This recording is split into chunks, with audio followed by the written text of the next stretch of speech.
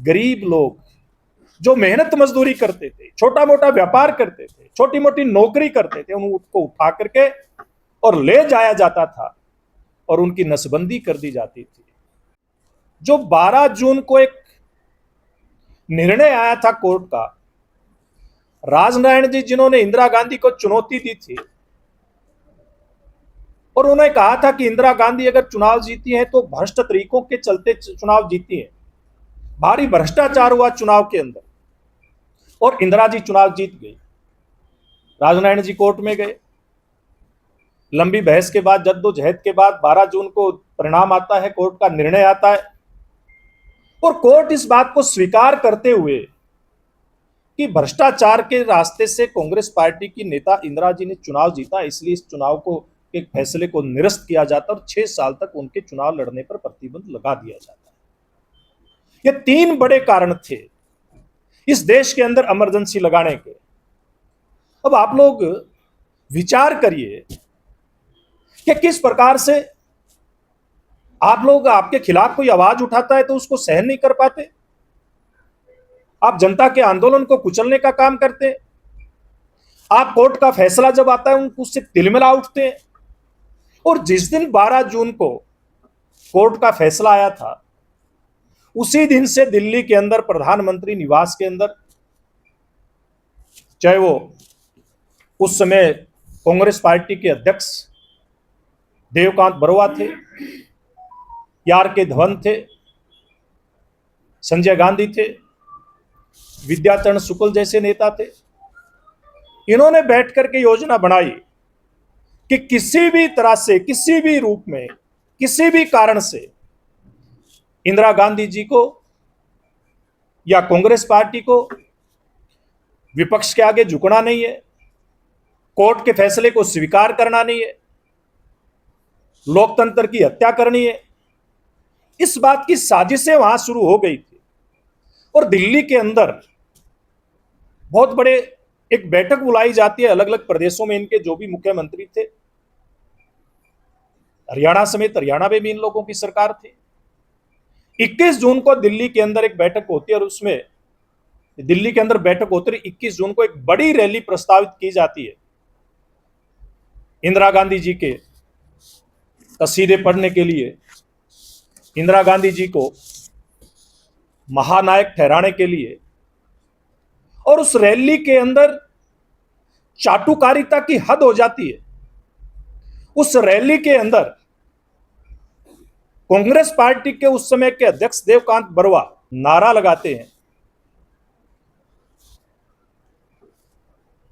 इंदिरा तेरी सुबह की जय, इंदिरा तेरी शाम की जय, इंदिरा तेरे नाम की जय, इंदिरा तेरे काम की जय। ये चाटुकारिता की हद थी और इस प्रकार का वातावरण वहां कांग्रेसी नेताओं के द्वारा बनाया जाता है कि जैसे इंदिरा गांधी जी से बड़ा कोई नायक नहीं हो सकता।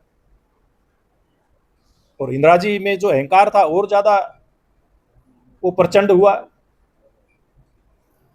और उसको देखते हुए लोकनायक जयप्रकाश नारायण जी के नेतृत्व में उस समय तय हो गया था कि 25 जून को बहुत बड़ी रैली दिल्ली के अंदर करनी है। उस रैली के अंदर, क्योंकि आंदोलन पूर्व में इतना बड़ा आंदोलन देश के अंदर व्याप्त हो गया था भ्रष्टाचार के खिलाफ अलग अलग प्रदेशों में, उसके कारण से जनता पूरी तरह से आंदोलित थी और इन नेताओं के आह्वान करते ही स्वतः स्फूर्त एक इतनी बड़ी सभा दिल्ली के अंदर होती है 25 जून को, और इंदिरा जी समेत पूरी सरकार हिल जाती है और इंदिरा गांधी की तिलमिलाट और ज्यादा चरम पर पहुंच जाती है। तो फिर उस रात को ही इंदिरा गांधी 11:45 पर तत्कालीन राष्ट्रपति जी के पास जाती है और उस काले कानून के ऊपर 11:45 पर हस्ताक्षर होते हैं, जिसके कारण से इस देश के अंदर इमरजेंसी लगी।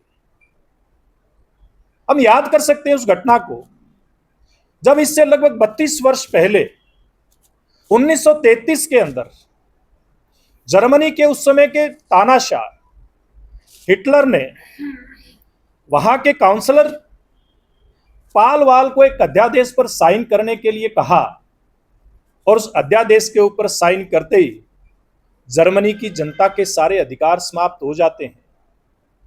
वहां पर भी एक इमरजेंसी लग जाती है। ये यानी कि आज से 82 साल पुरानी घटना है। जर्मनी के अंदर नसबंदी की गई, लगभग 6 लाख लोगों को जबरन नसबंदी उन लोगों की कर दी गई। तो 32 साल बाद उसी प्रकार की घटना को दोहराया जाता है। धारा 356 का दुरुपयोग हुआ तो वह हुआ ही, लेकिन इस प्रकार के कानून बनाकर के जर्मनी की तर्ज पर, और देश के गरीब लोग जो मेहनत मजदूरी करते थे, छोटा मोटा व्यापार करते थे, छोटी मोटी नौकरी करते थे, उनको उठा करके और ले जाया जाता था और उनकी नसबंदी कर दी जाती थी। उस समय में लगभग 1 करोड़ के आंकड़े की बात आती है कि इस देश के अंदर इस प्रकार से नसबंदियां की गई। गलत इलाज के कारण या ठीक इलाज नहीं मिलने के कारण से उनकी मौत हुई।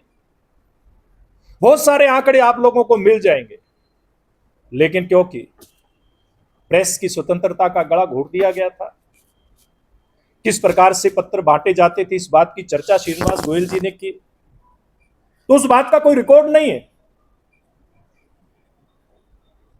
लेकिन आज हम चर्चा में सुनते हैं कि इस प्रकार का वातावरण बना था कि करोड़ों लोग उस नसबंदी की भेंट चढ़े थे। इस प्रकार का वातावरण उस समय देश के अंदर था।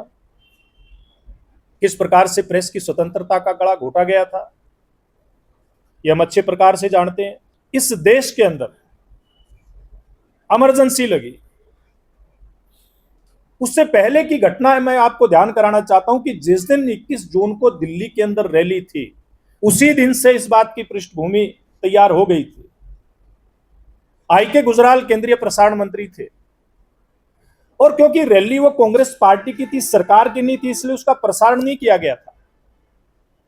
तो उस समय आई.के. गुजराल को जिस प्रकार से जलील किया गया था संजय गांधी के द्वारा, और उनको हटा दिया गया था इस पद से, यह मंत्रालय उनसे छीन लिया गया था। विद्याचरण शुक्ल जो चाटुकारिता की हद तक जा सकता था, उसको यह मंत्रालय दिया गया था। और फिर जिस दिन इमरजेंसी रात को लगी, उस दिन किसी भी पत्र में इस प्रकार का कोई समाचार नहीं छपने दिया गया था। चाहे चंडीगढ़ की प्रेस हो, लुधियाना की प्रेस हो, हरियाणा के छोटे मोटे शहरों की प्रेस हो, दिल्ली की प्रेस हो, अगले दिन से सबके ऊपर सेंसरशिप लगा दी गई थी। समाचार पत्र जहां से छपते थे उनके कनेक्शन काट दिए गए थे, और मदरलैंड का एक जो अखबार छपता था इस नाम से, उसके अंदर तो जबरन पुलिस घुसी और उसके संपादक के.आर. मलकानी जी को गिरफ्तार करके जेल के अंदर डाल दिया गया था। देश के अंदर अनेकों ऐसे अवसर उस समय आए थे जिनको आज याद करने की जरूरत है, जो आज अभिव्यक्ति की आजादी के ऊपर सवाल उठाते हैं। आज वो अभिव्यक्ति की आजादी पर सवाल उठाने वालों ने किस प्रकार से उसी अभिव्यक्ति की आजादी को कुचलने का काम किया था। लोकतंत्र का सबसे मजबूत एक स्तंभ है प्रेस, इसका गला सरेआम घोटने का काम कर दिया गया था। इस प्रकार की जो घटनाएं हुई उसकी कोई मिसाल नहीं है। मित्रों, आपको ध्यान करने की जरूरत है, इमरजेंसी कोई पहली बार नहीं लगी थी इस देश के अंदर। इमरजेंसी पहले भी लगी, लेकिन वो किस लिए इमरजेंसी लगी? केवल युद्ध काल के अंदर जिस प्रकार की व्यवस्था संविधान हमें देता है, चाहे वो चीन का 1962 का युद्ध था या पाकिस्तान के साथ 1971 का युद्ध था, उसमें कुछ विशेष परिस्थितियां युद्ध काल की जो बनती हैं, उस समय में केवल इस अनुच्छेद का उपयोग हुआ था। वरना तो कांग्रेस पार्टी की सरकार ने बिना किसी उचित कारण के 25 जून 1975 को इमरजेंसी लगाने का काम किया था। यहां जो लोकतंत्र के प्रहरी जिनको हमने नाम दिया, इनसे कितने ही आप संस्मरण सुनना चाहेंगे? मैं समझता हूं प्रत्येक कार्यकर्ता को आज इस कार्यक्रम के बाद किसी न किसी लोकतंत्र के प्रहरी, लोकतंत्र सेनानी के साथ बैठ करके कुछ संस्मरण सुनने चाहिए। केवल हम लोग मंच से बोल करके चले जाएंगे उससे वो काफी नहीं। किस प्रकार से